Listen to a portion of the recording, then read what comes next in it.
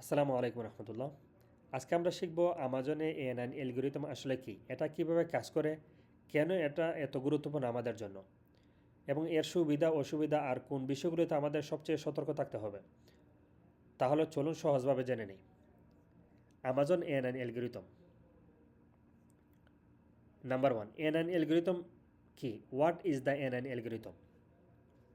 এটা এমন একটা সার্চ সিস্টেম যেটা ঠিক করে কোন প্রোডাক্ট সার্চ রেজাল্টে আগে দেখাবে আর কোনটা পরে। যেমন ধরো, তুমি আমাজনে একটা ল্যাপটপ লিখে চার্জ দিলে আমাজন লাখো প্রোডাক্টের মধ্যে যে কয়েকটা প্রোডাক্ট সামনে দেখায়, সেটা এই এএনএন অ্যালগরিদম ঠিক করে। মানে আমাজন যেটা ভাবে এই প্রোডাক্ট ওই কাস্টমার জন্য সবচেয়ে বেশি উপযুক্ত, সেটাকে উপরে দেখায়। নাম্বার দুই, এএনএন অ্যালগরিদম কীভাবে কাজ করে, হাউ ইট ওয়ার্কস। এটা মূলত কিছু গুরুত্বপূর্ণ বিষয় দেখে প্রোডাক্টে র্যাঙ্ক করে। এক, সেলস পারফরমেন্স। প্রোডাক্ট যত বেশি বিক্রি হবে, র্যাঙ্ক তত বাড়বে, কারণ আমাজন চায় সেই প্রোডাক্ট দেখাতে যেটা মানুষ আসলে বাই করছে। দুই, কনভার্সন রেট। প্রোডাক্টে ক্লিক করার পর কতজন বাই করছে, বেশি কনভার্সন মানে মানুষ প্রোডাক্টে সন্তুষ্ট, এতে র্যাঙ্ক বাড়বে। তিন, কাস্টমার রিভিউজ অ্যান্ড রেটিং। ভালো রিভিউ ও হাই রেটিং মানে কাস্টমার খুশি, আমাজন সেটা পুরস্কার দেয় ভালো র্যাঙ্ক দিয়ে।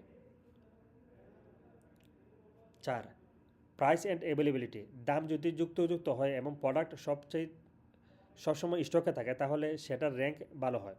Five, keywords optimisation. Title, bullet point, decision, সঠিক কিওয়ার্ড ব্যবহার হচ্ছে কিনা। ছয়, image and CTR, click through rate. প্রোডাক্টের ছবি আকর্ষণীয় হলে ক্লিক বাড়ে, আর ক্লিক বাড়লে র্যাঙ্কও বেড়ে যায়।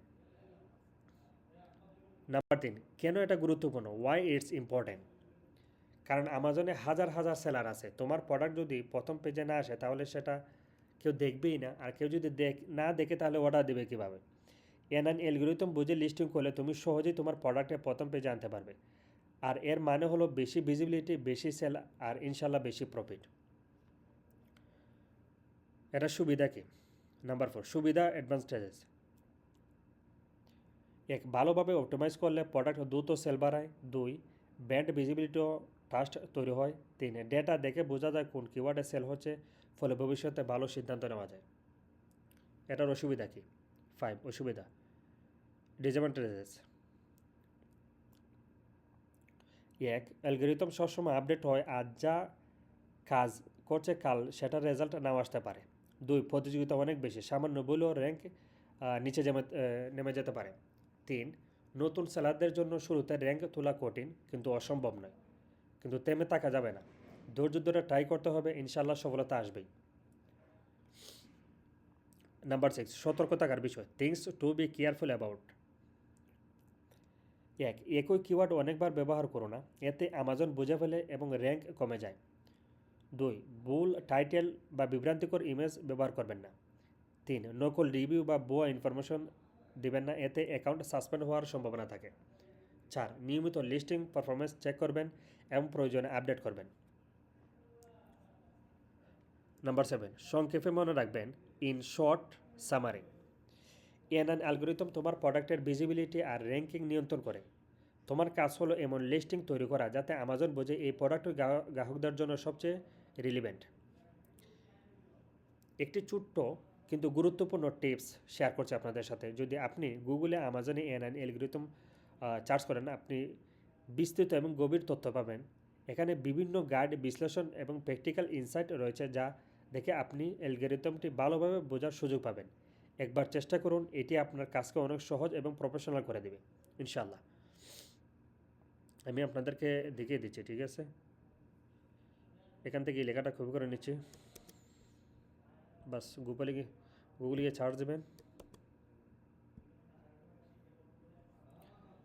নিচে একটু স্ক্রল করবেন, এই যে দেখুন এটা।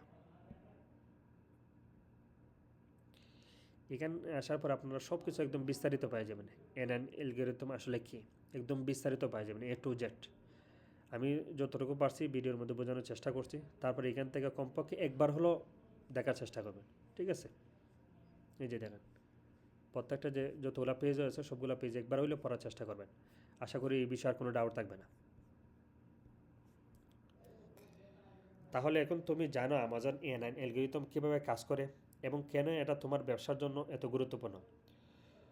ভিডিওটা ভালো লাগলে আমার জন্য দোয়া করবেন। সবাই ভালো থাকবেন, দেখা হবে পরের ভিডিওতে ইনশাল্লাহ। আসসালামু আলাইকুম রহমতুল্লাহ।